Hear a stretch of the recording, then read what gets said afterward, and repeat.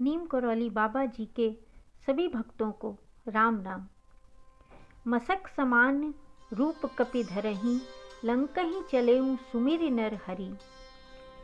नीम करौली बाबा जी अपना वजन घटा बढ़ा लेते थे, जिससे वह छोटे से छोटे किसी भी जानवर की सवारी कर लेते थे। जब नीम करौली बाबा जी नीप करौली गांव में थे तो उन्होंने कुत्ते के ऊपर बैठकर भी सवारी की थी।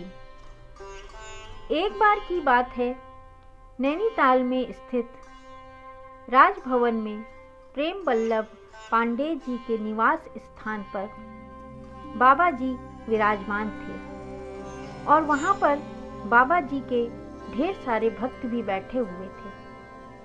तभी बाबा जी को नीचे तल्ली ताल ले जाने के लिए डांडी का प्रबंध किया गया। जब नीम करौली बाबा जी की डांडी लेकर मजदूर नीचे आने वाले थे, तब नीम करौली बाबा जी ने लोगों से पूछा, कौन मेरी डांडी को कंधा लगाएगा?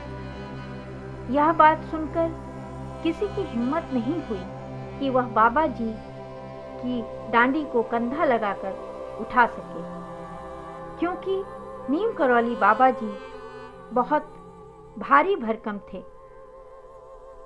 वहीं पर बाबा के भक्त केहर सिंह जी भी थे। उनकी इच्छा थी कि वह बाबा जी की डांडी को कंधा लगाएं, लेकिन वह भी हिम्मत नहीं जुटा पाए।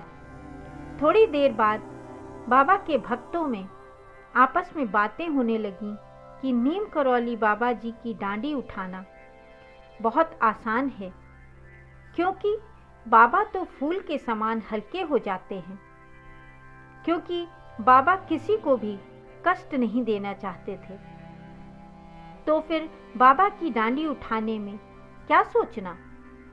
एक भक्त हरिदास ने जब बाबा जी की डांडी उठाई तो उनको ऐसा लग रहा था कि वह खाली डांडी लिए हुए जा रहे हैं, जैसे कि डांडी एकदम खाली हो।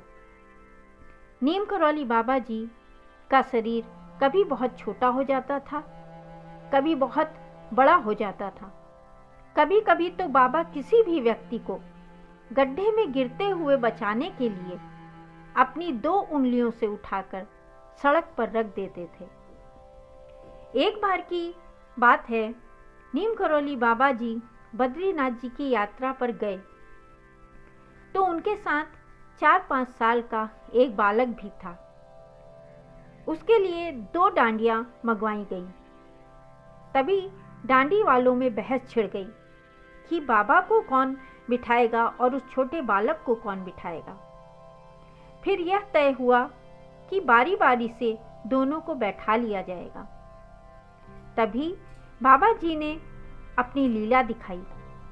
हुआ यह कि जिसमें बाबा बैठे थे वह डांडी आगे बढ़ गई और जिसमें बालक बैठा था उस डांडी को ढोने वाले बालक के बोझ से दबे जा रहे थे। तभी जो बालक की डांडी लेकर चल रहे थे उन्होंने कहा कि हम बाबा की डांडी ले जाएंगे, परंतु बाबा की डांडी ले जाने वाले तैयार नहीं हुए, क्योंकि बाबा की डांडी बहुत हल्की थी। फिर यह देखकर नीम करौली बाबा जी मुस्कुराए। उस बालक को भी अपनी डांडी में बिठा लिया। बालक को बैठाने के बाद भी डांडी वालों को